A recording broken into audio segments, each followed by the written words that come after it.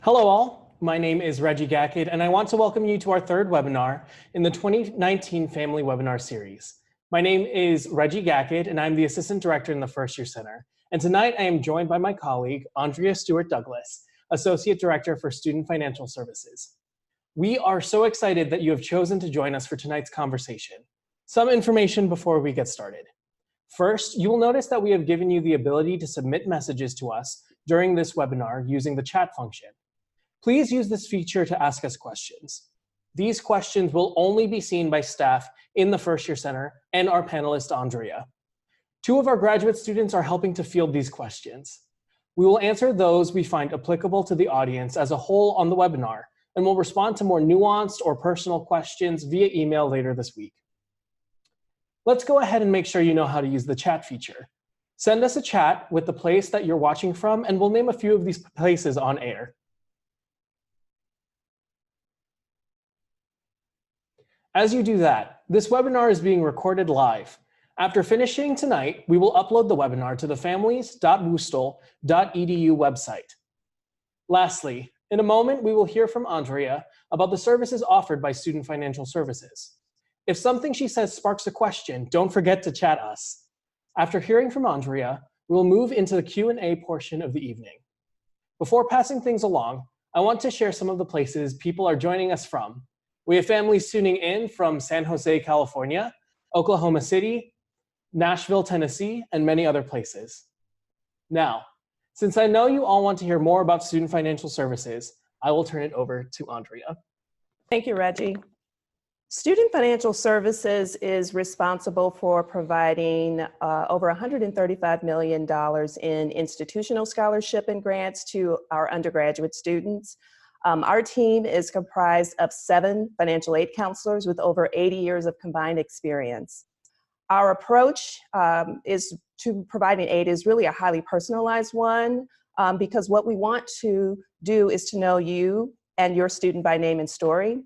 And all students are matched with a counselor as they enter the university, and they will remain with that same counselor all 4 years. Our goal is to make and keep WashU affordable for families throughout the student's time here. So in addition to providing financial aid, we offer innovative financing and payment plans through our Partners in Education with Parents, which gives families several options to cover tuition, fees, housing costs, and meal plans. We also provide an interest-free installment payment plan, which allows you to spread all or a part of your semester's expenses into monthly payments. In addition to offering assistance with financial aid and billing-related matters, SFS counselors meet with students individually on topics such as creating a budget, finding an on-campus job, and how to better understand their student account. Last month, Student Accounting sent out a letter to all new students with information on the student billing process. Student Accounting is responsible for all student billing. They're responsible also for processing payments. They handle all of the refund check processing. They also apply bear bucks and other transactions to student accounts. To access the CashNet system, which is the billing and payment system vendor that we use at WashU, students will need to first establish their WebStack account using their Woostel email. Once the WebStack account is set up, by clicking on Billing and Bear Bucks, and then clicking on Pay View, students will be directed to Add Other Payer. Once this step is completed, parents are added as a guest. And from there, an email will be sent to the parent with their own user ID and a temporary password. WebStack is also the place where students add the bear bucks to their campus card, and they also can make updates to their personal information. Washington University has a 100% paperless billing environment, so therefore all semester and monthly billing statements are only available online. Each semester, Student Accounting will bill for tuition, fees, room and board. Fall bills were recently released on July 1st with balances that are due on August 20th. The spring bills will be released on December 1st, and those balances are going to be due on January 20th, 2020. After the semester's bills are released, monthly statements will begin. If there is an unpaid balance at the end of each month, there will be a 2% late fee assessed. And students are also able to view in real time any changes that occur on their student accounts. All students received a $1,942 student health insurance charge on this bill, but keep in mind students can submit a waiver request, which will essentially remove that charge from their accounts. But they'll need to go visit the Student Health Services website where they're going to find the waiver information and steps to follow. The important thing to keep in mind there is that the waiver must be submitted by September 5th. We provide families with several options for covering your students' cost. One of our popular options is the installment payment plan, and that is administered also by CashNet. This allows families to spread all or a part of the semester's expenses into convenient monthly payments. However, you must first enroll for the fall and the spring if you're interested in both semesters, and each semester you will pay a $40 enrollment fee. Another really popular option is WashU's Partners in Education with Parents, what we affectionately call PEP. In this program, families can choose several options. First is a multi-year option, which allows you to borrow one initial amount at the start of your student's first year at WashU. The second option is a prepay option, which allows you to prepay all or a part of tuition, fees, room and board charges, and this ensures that you will not be subject to later increases of these prepaid portions. And then thirdly, there's a combination plan. You can prepay a lump sum portion of your charges and then borrow the remaining amounts. So all of these options provide you with an opportunity to cover future costs at the entering rate. And if you want more specifics about how this all works, I would encourage you to visit our website, which is sfs.worcester.edu. We encourage students to seek outside scholarships because winning will not automatically reduce your WashU scholarship.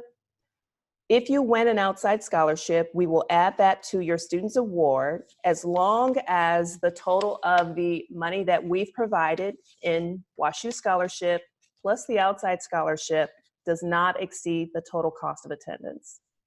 So reductions would only happen if we needed to reduce those amounts to keep the full scholarship and grant amounts within the cost of attendance. Lastly, as part of our commitment to make WashU affordable for families, we are committed to meeting 100% of need for all admitted students. So students from families with an income of $75,000 or less, they will have their full need met with grants, with scholarships, and federal WorkStudy. No loans would be a part of that package. So they could essentially leave this university debt-free. And lastly, WashU increases aid if circumstances change. If during the time that your student is here during the 4 years, things change with your family's finances due to maybe a job loss, or maybe there's a medical crisis and those funds that you would have been able to dedicate towards your student's education are no longer available, we encourage you to reach out to our office because what we want to do is make sure that the finances are no longer a barrier for your student. So with questions about your award, with questions about the payment and financing options, and again, to share updates about your family situation, I really encourage you to reach out to your SFS counselor. You don't need to set up an appointment. Walk-in hours are between 8:30 a.m. and 5 p.m. You can certainly also call our service center and set up a phone appointment if that's not a convenient time for you to walk through. But the main thing is that we're available, phone, email, or just visits. Thank you so much, Andrea, for sharing that insightful information. While hearing you speak, I was reminded of a question that I have for you. Do families have to reapply every semester or every year for financial aid? Yes, they do. Students are required to submit a FAFSA every year, although we do have an early renewal option. The early renewal option allows students to submit their FAFSA by December 15th. And so if they get the form in by that date, we will ensure that they'll get their award renewal announcement by the end of January. Otherwise, if they don't meet that deadline, they will be able to submit their FAFSA by mid-March, and we'll be able to provide them with their award by the middle part of May. Wonderful, thank you. We have started to receive some questions from attendees, so we'll now move into the question and answer portion of the evening. Do you have scholarships for things outside of tuition, such as housing, books, or food?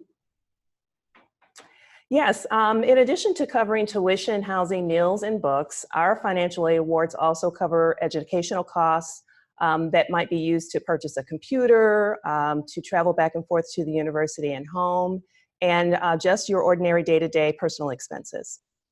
We have some folks asking, can families pay for more than one semester at a time? Pay for more than one semester at a time is not something that we encourage because it does present some processing challenges for us.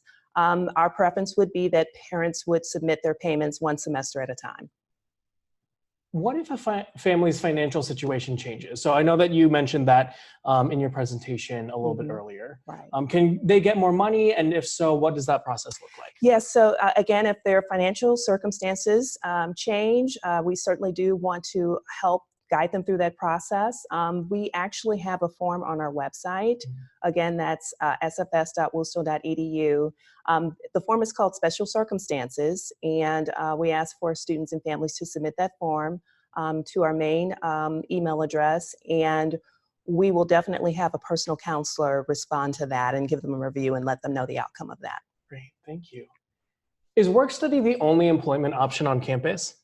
WorkStudy is not the only way that students can work on campus. About 75% of student employment is actually done through non-federal WorkStudy jobs.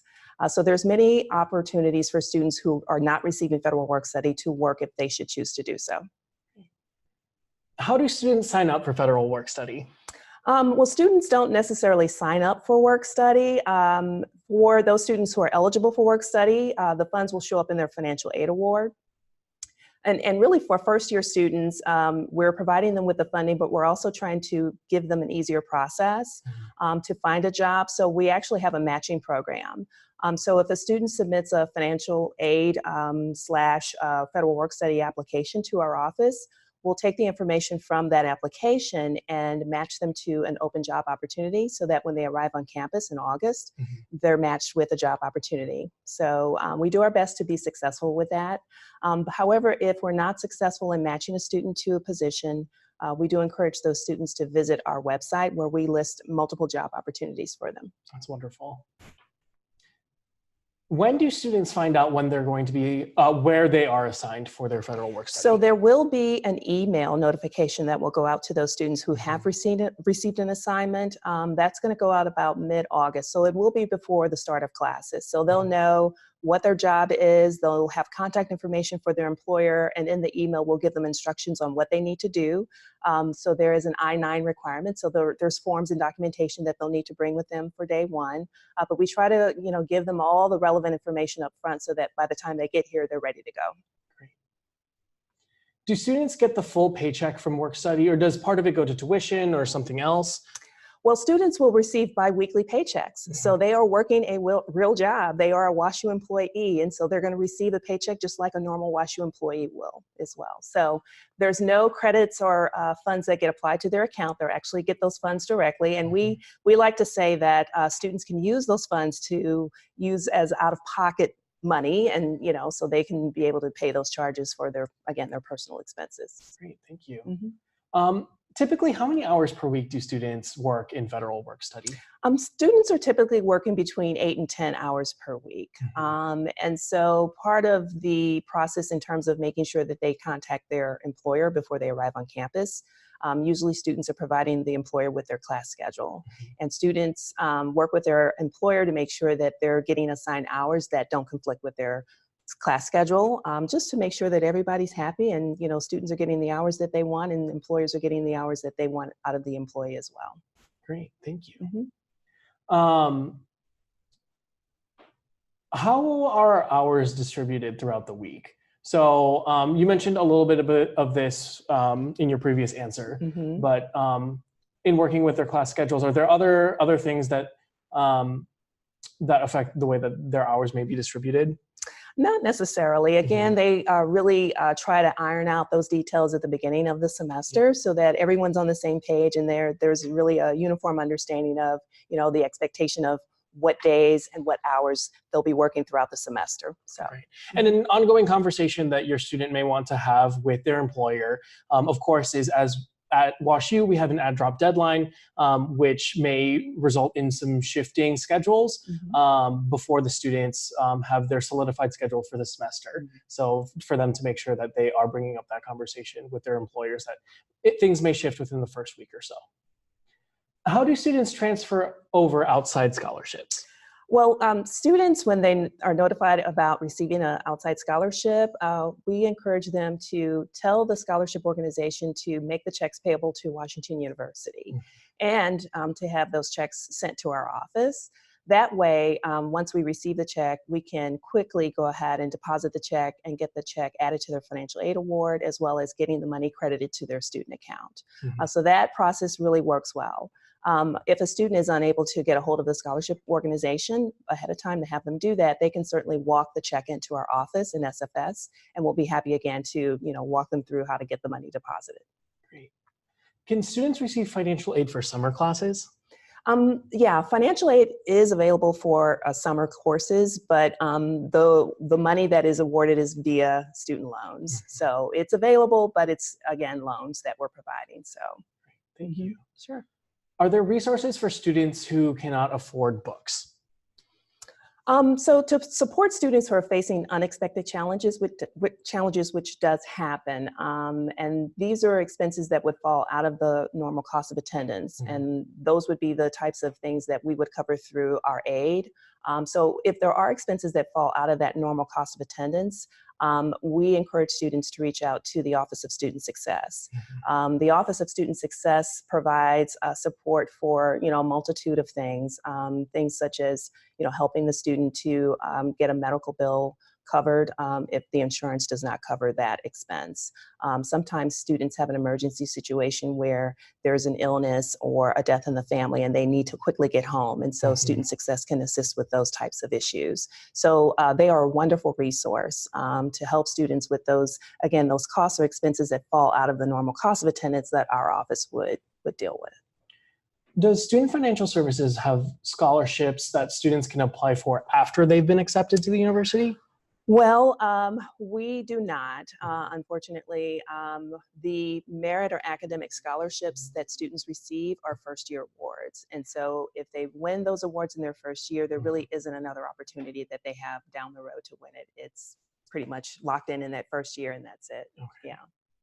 Do students and families have options if there's a financial emergency? So you've talked a little bit about some of those situations that may happen. Yeah, and so what I spoke about were those things that fall outside of the cost of attendance. But if there's an emergency situation, we would like to work with the student and family to get an idea of what that situation is and to see if it's something that we can help through financial aid. And in doing that, if we find that it's something that we can't handle through our aid office, then definitely there are resources on campus that we can refer them to, such as Student Success. Right. So their first step really would be to... First step is to contact their SFS counselor. Amazing. And then we can help them navigate the process after that. Okay. Yeah. So we are going to ask one last question for the evening. As a reminder, any questions we were not able to answer during this webinar will be addressed via email directly to the person who posed the question. What action steps can families accomplish this summer, or what conversations can our family members have with their students to help their students be ready for the fall? Well, I think the first thing is make sure that there's a plan for paying any outstanding balance. So there may be some students who, didn't receive aid to cover fully the balance that may be due right now for their account, and make sure that they're having that conversation. And also, if there are changes, if there's new information, things that have happened in the family since they initially applied for aid, definitely reach out to their SFS counselor and let them know that, because again, our goal is to make sure that we're providing the support to meet full need, 100% of need. And so sometimes that need just does change over time. And so the best way that we're going to know about those changes is if you guys are in communication with us. So definitely do that. But again, just develop the relationship with your SFS counselor, ask questions, and then, just take it from there. Great. Yeah. Thank you so much. Andre, the information that you provided this evening was so helpful. I am very confident that families and students in the class of 2023 have learned a lot from your presentation and your answers. Families, we hope that you learned some great, valuable information this evening. Stay tuned for our next webinar, a conversation about move-in day and bare beginnings, occurring on Thursday, August 1st at 5:30 p.m. You can register for this webinar at families.woostel.edu. We'll see you all then. Thank you.